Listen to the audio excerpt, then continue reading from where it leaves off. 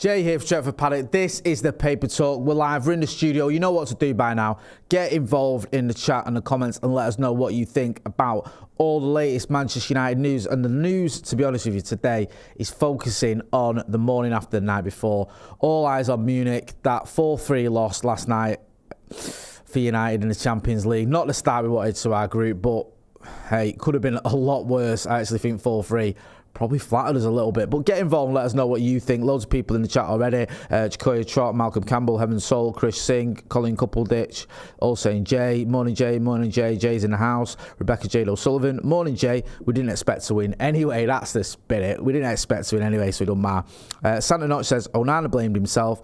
Maguire would have blamed Eriksen not taking the early chance. That early chance, I should say. Phil Berry says, how do, Jay? How do, my friend? Yeah, Andre Onana has been getting a little bit of stick because of the clanger that he dropped. There's no point in sugarcoating it for Bayern Munich's first goal. I mean, up until then, United were playing quite well. We looked like we had a bit of a decent chance of getting some out of the game. I know it was only early, but we'd created chances.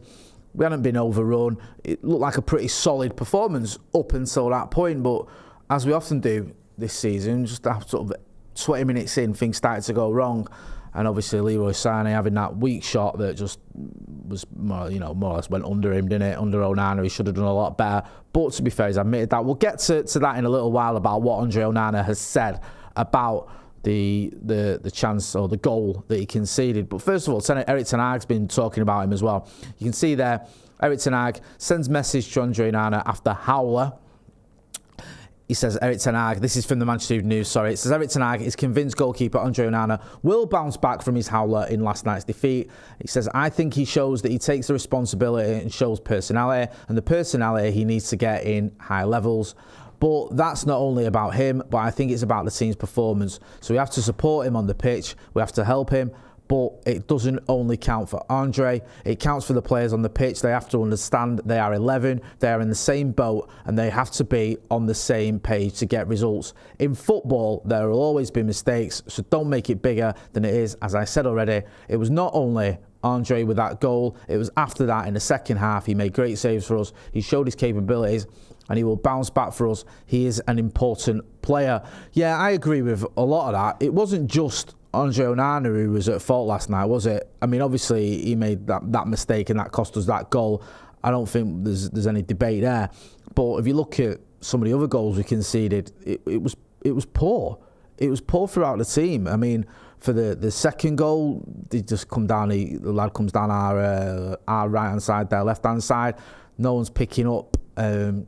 Gnabry in the box. It's just poor defensively. No, he's got so much space. It's not even like someone's near him. He's just completely on his own, and he's got time obviously to finish. Then you look at the penalty incident. I thought it was harsh. I don't think it was a penalty, and I don't blame Christian Eriksen for giving away the penalty. I don't think that handball was necessarily his fault. I do think it was his fault that he gave away the ball in the middle of the park and then couldn't make a tackle to get it back. I thought that was pretty poor from him, to be honest with you. And it's not necessarily Christian Eriksen's fault that we're using him in these games. We've seen it in big games before, where you look at him and you go, this probably isn't the game for him. We've said it a few times, and you look at maybe the FA Cup final, other games where last season, there's times when you prefer Fred, because at least Fred can get stuck in, he can put himself about. I know that's not an option anymore. But before the game, you're looking at it going, is Eriksen going to be the weak link in that midfield? And he was. He's been asked to do a job he's not very good at. Players just walk past him, more or less. And then when he gives the ball away, he's not able to make that challenge to win it back. So Eriksen there didn't cover himself in glory. I'm not going to dig him out though completely, because like I said before, ideally we'd have other options. We wouldn't be so reliant on him. One of the sort of baffling things to me when it comes to Christian Eriksen, and I like him, I think he's a good player, but he's got a deal till 2025, and that just surprises me, that, because this was a guy who literally died on a football pitch not that long ago. He had a good spell at Brentford, and then he signed for United, and we signed him till 2025. He's 31 as well. I know he was 30 when we signed him. It's not like he's young. It's not like he's going to get better. And there's a danger here that Christian Eriksen could end up declining over the next year or two, and we'll still have him. I mean, I might be being melodramatic here, but I don't feel like it's just this game where you go, Eriksen's shown signs that he doesn't really suit this role that we're being asked him to play. Maybe even showing signs that he's going to get worse. Maybe I'm being harsh there. You might disagree, but players don't tend to get better when they hit 31. That tends to be the start of them sort of declining a little bit. Now, some players, it takes a long time. Look at players like Michael Carrick, he was still going strong at 31. Other players, some, by the time they're 31, 32, 33, they're done. And Christian Eriksen's obviously going to be at the club, so he's 33 years old. I just think the fact that we gave him that longer-term contract for a 30-year-old was a bit strange to me. You may disagree. Get involved in the comments in the chat. I don't want to just dig out Christian Eriksen, though, because he wasn't alone last night.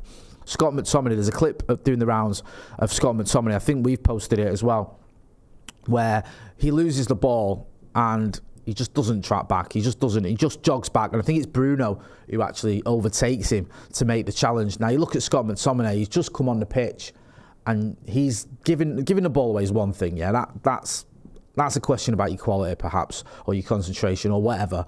But then to not bust a gut to try and win it back, to see your teammate who's been on the pitch since the start and hasn't just come on, isn't fresh legs, running past you to make a challenge, that for me is unacceptable. I can't get my head around that. And I think that Scott McTominay had arguably his worst ever game for United against Brighton. I thought he just did nothing, honestly. And I know that sounds like I'm being a bit melodramatic there. Like, oh, it's his worst game ever. And I hear things like that at times and you think, come on, you're talking nonsense. But what did he do in the Brighton game? I don't think he did anything. And I think he came on last night and he put himself about a little bit, but he fell over a couple of times. He gave the ball away and he didn't track back. That's just not acceptable, that. Now, there was talk of him going to West Ham in the summer. That didn't happen. There was talk of him going to Fenerbahce. That also didn't happen. He has been a sort of a loyal servant, if you can say that, over the amount of time he's been here. But I don't think he's going to get any better. I don't. And I think we're still asking these questions about Scott McTominay that we were asking 5 or 6 years ago. In fact, I don't even think we were asking him that 5 or 6 years ago. I think 6 years ago we were going, he's a good player, he's got a lot of potential. Now we're going, he's not lived up to his potential. He's not good enough. Even coming off the bench, he isn't giving us the bare minimum, which is energy. And it's just, can we move forward with players like that in the team? I don't know. Maybe I'm just being a bit harsh on him. Get involved in the comments in the chat. As always, I'll say he's not alone. It's not all about Scott McTominay. It's not all about Christian Eriksen. It's not all about Andre Onana. Collectively, Manchester United yesterday weren't good enough, but these are the players that are getting pinpointed for certain aspects or certain goals that we conceded where you can go, he should have done better there. David Harvey says, lads, it's all part of Ten Hag's plan. Make us look poor, club's value falls, Glazers panic and finally sell. We then smash everyone 5-0, noise, UTSP. Roy Thompson says, De Gea used to take the blame too. You know, he did. Severe, he took the blame because he was at fault, I think, for 3 goals in the away leg. I remember there was Barcelona away a few years ago when the one went under his body. There was the West Ham game last season. There was the FA Cup final. There was the Brentford game. There's been games where David De Gea has took the blame. I think the Brentford game, he came out and he said, look, this is on me. So people will blame him, or did blame him, and other people will, other times he'll blame himself and he'll hold his hands up. And this is what Onana's doing, which I'll get to in a minute. Santa Knox says, Eriksen is probably no longer first choice, but he gets played deeper than Bruno, which baffles me. Worked better when they swapped around last season. I agree completely with that. Rebecca Jade O'Sullivan says, he was great for us last season until he got injured. He was. Last season, he was great until that injury, until Andy Carroll did those fouls on him. It wasn't even one, it was a couple, wasn't it, against Reading. He's not quite looked the same since. The irony is, I actually thought he was doing all right against Arsenal until he didn't pick up Odegaard for the goal, and that's what everyone focuses on. So it's been weird for Christian Eriksen. There's been fits and starts. There's been times when he's looked really great, and there's been times when he's not looked great at all. Roy Thompson says, Jay, can you apologise for being part of an agenda that saw the club sell a Premier League Golden Glove winner and 4-time United Player of the Year? No, because A, I've not been part of any agenda, and B, he had to go. I'm sorry, has he even got a club yet? Listen, I liked David De Gea for years, and I thought he was a very, very good player for Manchester United, but over the last few years, at times it's been painful seeing some of the mistakes he's made. And last season, yes, he got a lot of goals. He got the Golden Glove because he got a lot of clean sheets. There's no denying that. But a lot of that's down to defence. And also, when you look at it, some games, by his own admission, this isn't me, him admitting it, he cost us the game. And just distribution-wise, just constantly giving the ball away. It just didn't work with David De Gea trying to play in this system. Now, do you change your entire system like we did against Liverpool, or do you move David De Gea? We moved him on. And the fact that David De Gea is, 31, 32, hasn't got a club. I know he's been linked with Real Betis. That tells you a lot, that. Because a few years ago, Real Madrid were knocking down the door to get David De Gea. Now, though, it doesn't look like anyone's interested, and that speaks volumes to me. Let's talk about Rasmus Hojlund, because he was one small bright spark last night when he got his goal, first Manchester United goal, first Champions League goal as well, I think. Rio Ferdinand and Paul Scholes have been saying the same thing. It says Ferdinand told TNT Sports, he has got attributes that if you're a coach or a manager, you are looking at him and going, you know what, I would love to work with those attributes. He has great physique, he's quick, he's aggressive, he's strong, and from what I hear, he wants to learn. He has all the things that you would want. He can run from the halfway line and shrug defenders off. Scholes added, so that's Rio, Scholes added, it is going to take a little bit of time. We are going to have to be patient. His goal scoring record at this moment in time isn't great, but he's now coming to a big club with a better team and better players. That may improve. I hope it does. Yeah, it was just great. I was talking about this last night and I watched along. I'm just glad he got his first goal. It doesn't become a thing. People going, he's still not scored for United yet. 72 million, really, he's not scored. Because his all-round game's been very good for United, but you want him to get off the mark, and he's done that now. And I thought he had a very good performance. He ran himself into the ground, got his goal, caused Bayern Munich problems, and he can cause defensive problems. We've seen him doing that every time he steps out in a Manchester United shirt. So I just hope he gets the opportunities and the chances. We create the chances so that he can obviously get amongst the goals and help move us forward, because we've got some big games coming up. And, you know, what is it? 4 defeats already this season. We're in danger of the season unravelling in September, which is a new one on me. So, yeah, we need to get a grip of it. And I think Rasmus Hojlund could be the man to lead that attack and get us the goals. Bill O'Reilly says, come on, United. Gino says, Onana is trash. Give him away to Man City for free. That's good to see a nice reasoned debate. Harry Hatchell says, we will be all ready, Jay. Bad start. I still feel positive. Sufikul Chowdhury says, back the manager. Wait until he has his full team available. If he's still losing, then we can question him and his tactics. Yeah, I mean, I agree with that. I think you've got to back the manager, and I think that's right. Sorry, I've skipped through one now, haven't I? There was the Onana takes the blame on. Should we go to that, actually? Let's just talk a little bit about Andre Onana. Forgive me now, I got mixed up. Andre Onana takes the blame for Man United loss after requesting post-match interview. So he asked to be interviewed. He said, can I be interviewed, please? I want to take, responsibility, and we can see what he says. It's difficult to lose this way. In the beginning, we started well. After my mistake, we lost control of the game. It's a difficult situation for me, especially because I'm the one who let the team down. The team were good. Because of me, we didn't win this game. I'm happy with the work of the team. We just have to move on. This is the life of the goalkeeper. If we didn't win today, it is because of me. Right, there's loads of things to say there.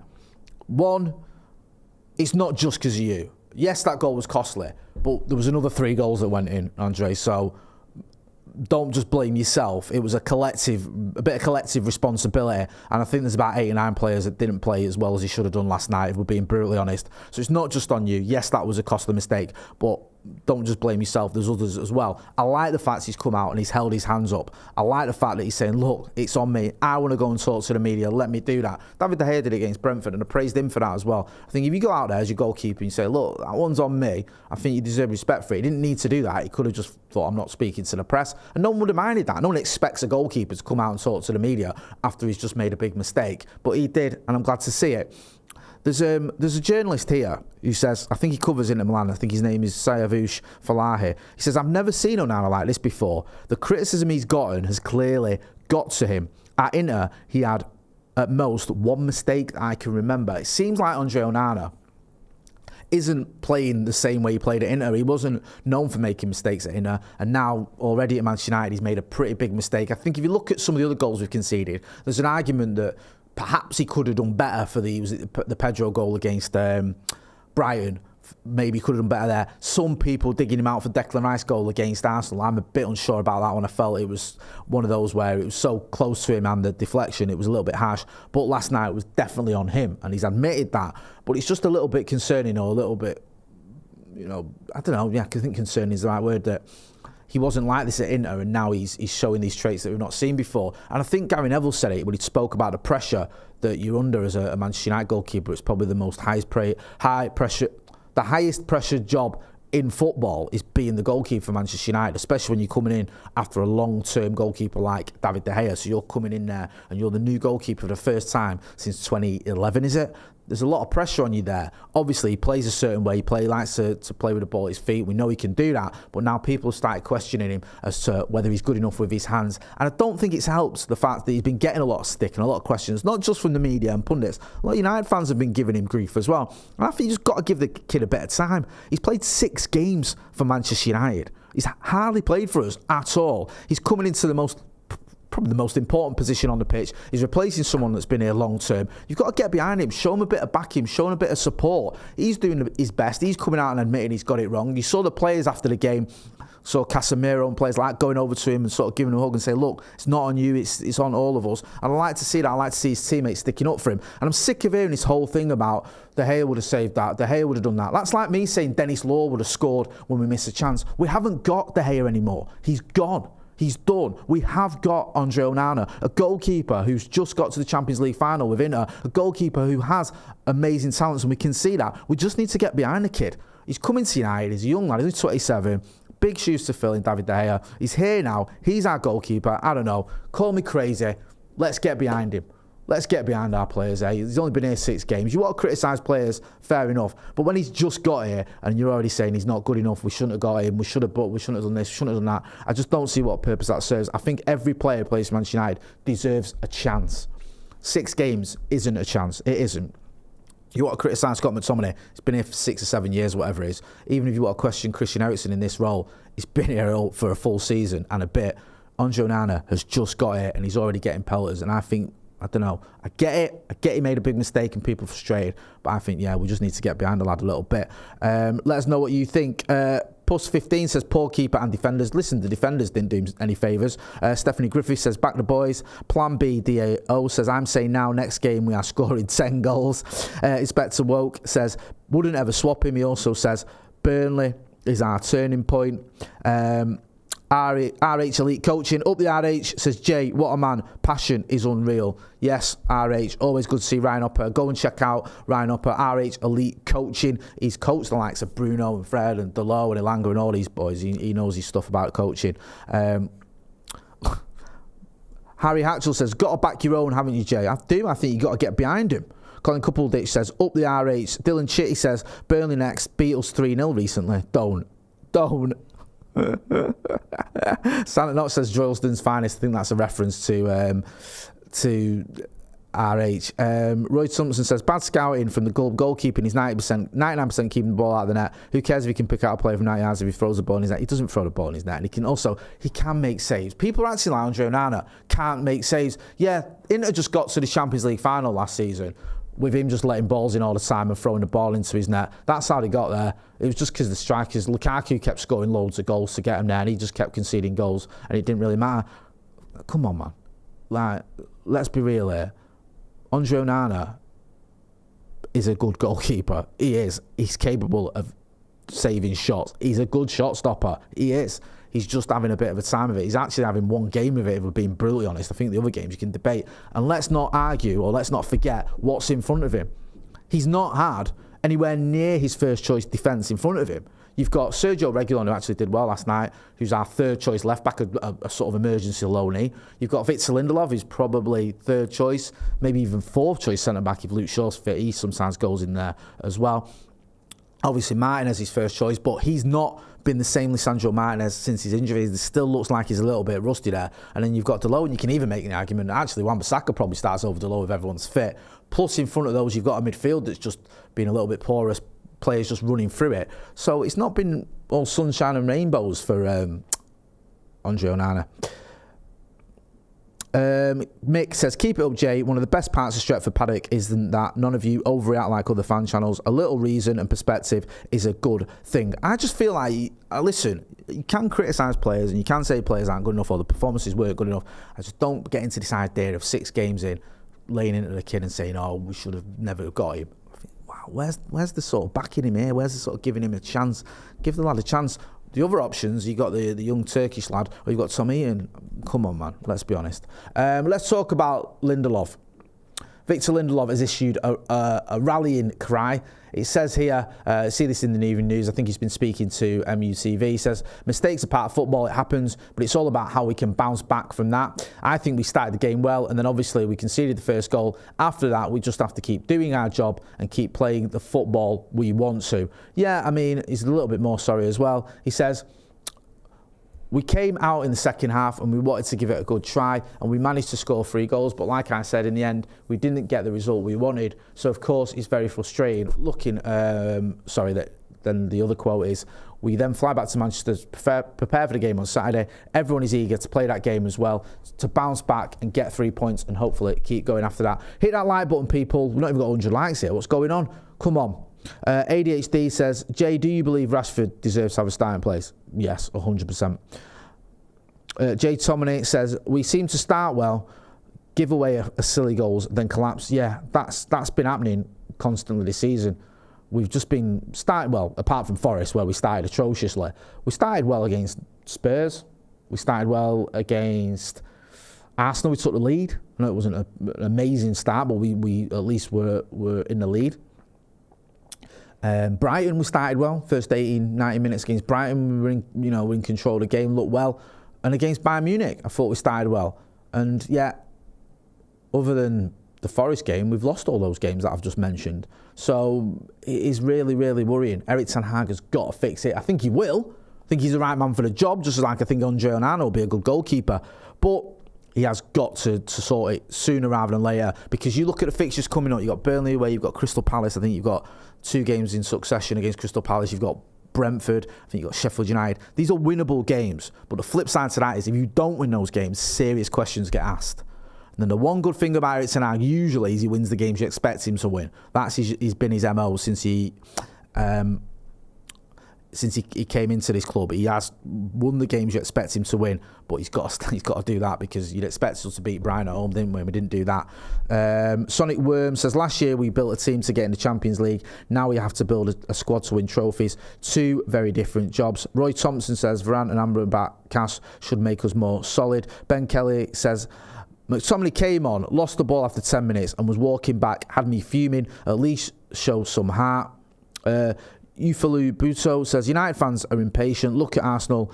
I also used to laugh at them, but they stood by their manager. Some of them didn't. They were flogging Arteta out t-shirts on fan channels over there and calling for his head. Don't forget that. Let's not act like Arsenal fans stuck by their manager. The club stuck by him. The board stuck by the manager. But I'm not having this revisionism where it's like, oh, Arsenal backed their manager and that's why they're reaping the benefits now. No, they didn't. They didn't back their manager at all. They turned on him, but the board stuck with him, and then he turned it around. So I'm not quite buying into that. Tobias Nielsen says, why can't we start Garnacho on the right? I think we could, I think Garnacho could get down that right side and whip it in.